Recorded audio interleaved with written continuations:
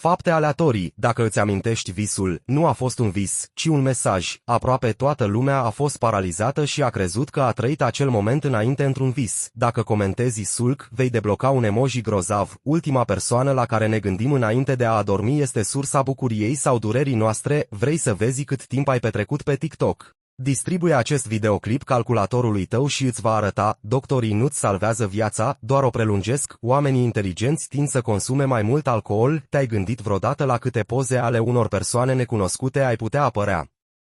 Cei care stau treji până târziu tind să fie mai inteligenți decât cei care se culcă devreme. Îți cunoști părinții toată viața, dar ei cunosc doar o parte din viața ta. Benzina activează o regiune a creierului asociată cu plăcerea, de aceea mirosul ei este adictiv. Bancnota de $1 este făcută din bumbac, nu din hârtie. Creierul nostru generează aproximativ 50.000 de gânduri pe zi, ceea ce echivalează cu un gând la fiecare 1,7